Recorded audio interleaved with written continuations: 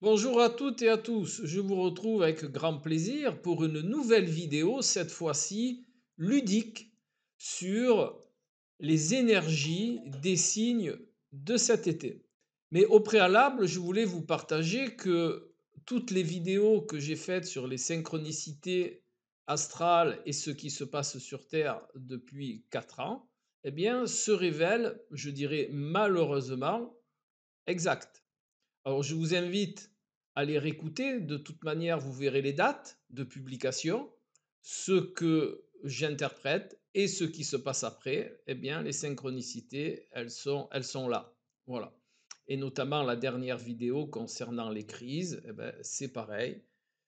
C'est malheureusement ce qui nous attend. Et c'est pour ça que j'ai voulu cette vidéo tout à fait ludique, bien entendu sur une étude réelle en ce qui concerne les signes de l'été, mais aussi il est utile de vous préciser que ces énergies sont à corréler, comme d'habitude, avec le thème natal de chacun.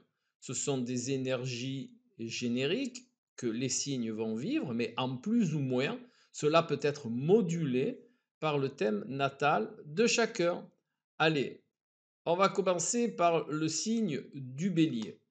Alors, le signe du bélier pour cet été, eh bien, ils vont avoir pas mal à faire. Ils vont chercher à concrétiser un maximum. D'ailleurs, Mars, leur maître, est en conjonction avec Uranus dans le signe du taureau. Donc forcément, il y a un désir, un vaste désir, je dirais même, de concrétisation. D'habitude, le bélier, ce qui l'intéresse, c'est le mouvement, c'est le jaillissement, c'est l'énergie du printemps, c'est j'entreprends, j'entreprends, j'entreprends. Eh bien là, il va faire la même chose, mais en désirant concrétiser. C'est-à-dire que chaque élan, chaque impulsion devrait être suivi d'une concrétisation. Après le bélier arrive le taureau. Donc le taureau, lui, pour cet été, il va chercher la liberté. Il va chercher de nouvelles habitudes. Ah, c'est un petit clin d'œil, hein, sachant que je suis ascendant taureau, je connais bien le principe. Donc, il va chercher la nouveauté. Il va chercher à se défaire un petit peu de sa routine, de son carré, hein. Moi, j'aime bien dire, puisque je vous l'ai dit, je le vis, hein. Là, le taureau, il va chercher à sortir de son carré, hein. Le carré est une forme géométrique qui, en géométrie sacrée, définit les limites, hein, puisque le carré est délimité par un périmètre qui va définir la frontière entre l'intérieur et l'extérieur. Ceci est une autre histoire. Mais le taureau, ce qu'il va chercher à faire, c'est à sortir de son carré. Voilà, vous savez, à sortir de sa carré, hein. L'image sortie de sa carré, c'est sortir de sa chambre. Eh bien voilà, le taureau va avoir ce désir-là de se libérer, d'aller découvrir de vastes étendues, et ça va être son énergie de l'été. Alors, si je peux me permettre, en étant une fraction de cet ensemble, eh bien, ne nous laissons pas disperser et allons vraiment dans cette découverte.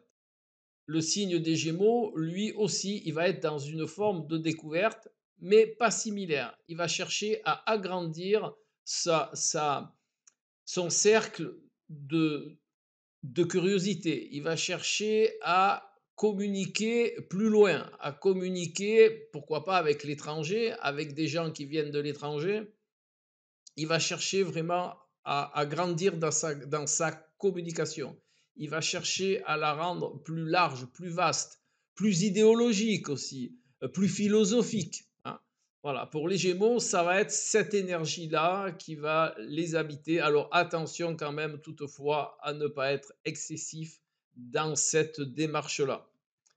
Le signe du cancer, lui, il va être plus orienté vers l'axe familial. Alors vous me direz, c'est normal, c'est le cancer. Oui, mais là, vraiment, il va réfléchir sur son entourage direct, il va chercher à y mettre de l'équilibre, il va chercher à y mettre de la vitalité, il va chercher à émettre un regard bienveillant, il va essayer d'injecter dans sa communauté. Alors, il faut savoir que le signe du cancer, c'est la famille, mais c'est pas que la famille, c'est aussi la communauté.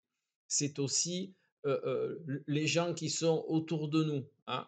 Mais c'est aussi tout ce qui représente, par exemple, en astrologie mondiale, le peuple, la foule, les fans, tout ça. Donc, vous voyez, c'est une famille, mais large. Si, par exemple, vous faites partie d'un club de football et que vous pensez que ce club est un petit peu comme votre famille, eh bien, vous allez là aussi chercher à agir, que ce soit un club de football ou autre d'ailleurs, hein. D'ailleurs, on dit la famille du sport, on dit la famille politique, et là, en ce moment, c'est de bonne loi.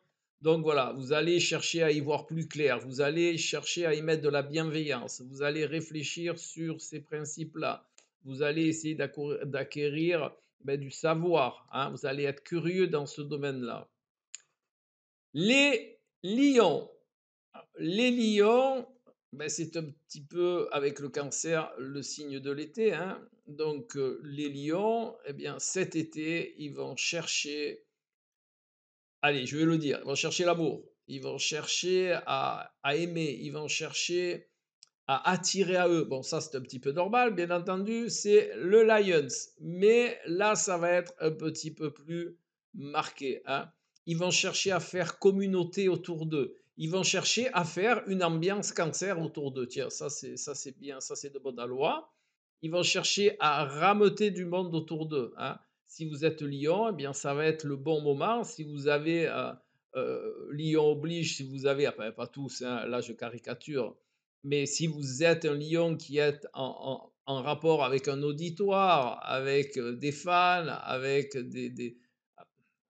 avec un public, eh bien là, c'est le bon moment. Vous pouvez y aller à bloc, c'est vraiment le moment pour fédérer une communauté. Si vous êtes sur les réseaux sociaux, pareil, c'est le bon moment pour fédérer une communauté. Donc, ne vous en privez pas, hein, mettez-y. Surtout, n'oubliez pas d'allier votre maître, le soleil, et la lune, hein. Donc, mettez-y de la lumière, mais mettez-y aussi de l'émotion et du ressenti. C'est cette recette-là qui va vous permettre de fédérer autour de vous. Le signe de la Vierge. Alors, le signe de la Vierge, là, cet été, eh bien, tout bizarre que cela puisse paraître, il va être intéressé par son passé. Il va être intéressé peut-être par son arbre généalogique, organiser sa vision de sa lignée, hein, organiser quelque chose qui va lui permettre d'avoir une vue plus organisée, puisque c'est la Vierge de sa descendance, hein. Une vision beaucoup plus sensible, hein. Le signe de la Vierge, qui est lui un signe mental, hein, eh bien, il va chercher, de par son maître qui se situe dans le signe du cancer et après du lion, eh bien, il va chercher à fédérer, il va chercher à mettre de la lumière dans sa descendance et dans la pensée qu'il a et dans la structure qu'il pense avoir sur ces principes-là, hein. De plus, il va aussi chercher à organiser avec plus de ressenti, avec plus de sensibilité, hein. Il va mêler non seulement Mercure, et il va mêler aussi cette notion de sensibilité qui est assujettie à l'élément eau, puisque Mercure se trouve dans un signe d'eau et après dans un signe de feu. Donc on est aussi bien avec de la sensibilité, mais aussi bien avec une vision plus haute, plus subtile, hein. Voilà. Le signe de la balance. Le signe de la balance, eh bien, pour les balances qui sont en couple, qui ont des désirs d'union, eh bien, c'est le bon moment. C'est le bon moment de faire une famille. C'est le bon moment de concrétiser ce besoin de vous unir. C'est le moment de rendre officiel ce besoin d'union. C'est le moment de percevoir vraiment ce désir profond de se dire, voilà, c'est la personne avec qui je veux m'unir. Voilà. C'est, alors, j'en vois arriver certains. Tous tous les gens du signe de la Balance ne vont pas se marier ou s'unir, hein. Quand je dis s'unir, officiellement, c'est, par exemple, habiter au même endroit. C'est pas forcément le mariage qui est un acte sociétal. Je parle d'union, du ressenti que vous avez de vous unir, hein, entendons-nous bien. Voilà. Alors et comme je vous ai dit tout à l'heure, ces énergies qui sont un petit peu génériques, même si elles sont étudiées par rapport, aux synchronicités, qu'il y a dans le ciel, eh bien, elles sont à corréler avec le thème de chacun, je vous le répète, hein, d'accord? Voilà, donc toutes les balances ne vont pas se marier, mais le désir va être présent. Le signe du Scorpion, eh bien, lui, il va être empreint de liberté. Il va être empreint de se libérer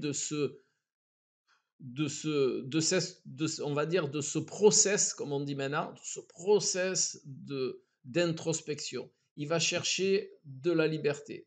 Il va chercher de l'espace. Il va chercher, mais pour atteindre cet espace, il va avoir besoin d'être accompagné au niveau amical, au niveau, on va dire, structure, hein, quelque chose de collectif, quelque chose qui a un sens collectif. Voilà, il va chercher à s'étendre comme ça. Il va chercher à sortir de son processus transmutatoire par ses principes de partage, de projet commun, de participer à quelque chose. Voilà. Alors pour ceux qui ne savent pas ce qu'est une transmutation, eh bien c'est un état A avec une étape intermédiaire qui va donner un résultat B qui est totalement différent de l'état A. On se croirait en mathématiques. C'est différent de la transformation, bien entendu, transformation qui va s'adresser à la forme, hein, c'est-à-dire à la personnalité, si vous préférez. Là, la transmutation est beaucoup plus au niveau de l'être, hein. C'est transmuter, l'être, c'est muter, hein. Muter, ça veut dire ben, je change totalement, je mute. Voilà. Euh, où est-ce que j'en étais? Scorpion, le Sagittaire, le signe du Sagittaire. Le signe du Sagittaire, il va avoir envie cet été d'un voyage culturel, d'un voyage où il va apprendre des choses qui est son principe premier, peut-être même d'un voyage philosophique, de rentrer en contact avec des étrangers, avec des manières de vivre différentes, hein. Il va chercher à communiquer avec des gens différents. Il va chercher à partager philosophiquement. Il va chercher à partager dans l'équité la plus adaptée pour lui. Il va chercher à se positionner grâce à cette interaction avec l'étranger, avec la différence, avec l'inconnu, hein. C'est le Sagittaire cet été, il va vraiment être ouvert à ces principes-là. En général, l'être humain, de par son côté archaïque, hein, quand on était dans les cavernes, on avait peur de l'inconnu. Parce que quand on allait vers l'inconnu, on avait des chances de se faire bouffer. Eh bien, on a gardé ça, un petit peu ça quelque part. Donc, on va dire une partie un peu importante des êtres humains ont toujours cette peur de l'inconnu. C'est pour ça que beaucoup de gens cherchent à contrôler leur vie, hein. Eh bien là, le Sagittaire, lui, va faire le contraire. Voilà, il va chercher l'inconnu, il va chercher à... Voilà. Donc, je vous répète, le Sagittaire, il va chercher vraiment donc le Sagittaire, il va chercher vraiment à s'étendre, à communiquer avec l'étranger, à se positionner avec l'étranger, acquérir des connaissances, avoir une grande curiosité pour tout ce qui peut lui amener une communication très large. Voilà. Le Sagittaire, il va vivre tout ça merveilleusement. Maintenant, voyons le signe du Capricorne. Lui, le Capricorne, il va chercher à acquérir de la structure, du discernement. Il va chercher à tirer les leçons de tout ce qu'il n'a pas perçu, de tout ce qu'il ressent, hein. Le ressenti n'est pas forcément l'apanage du Capricorne. Eh bien là, il va s'ouvrir à ses ressentis. Ah, bien entendu, il va chercher à les comprendre, il va chercher à les structurer, il va chercher à à les rendre vraiment de manière concrète pour pouvoir les intégrer. Mais il va s'ouvrir à toutes ces perceptions. Donc, ami Capricorne, c'est le moment de vous ouvrir à des notions beaucoup plus subtiles, moins concrètes, qui font partie même des domaines, on va dire, d'une science parapsychologique, hein, de comprendre tous ces faits justement de synchronicité, comprendre les énergies subtiles. Voilà, là c'est une bonne période cet été pour vous intéresser à tout ça. Vous pouvez le faire à votre manière, hein, en prenant des ouvrages, en faisant des recherches, en faisant un petit peu focus pour tout ce monde-là. Pourquoi pas vous intéresser aux EMI, pourquoi pas vous intéresser à tout ce qui concerne l'âme, pourquoi ne pas vous intéresser à tout ce qui concerne l'évolution au niveau de l'être. Voilà, là c'est vraiment ce qui va vous ravir cet été.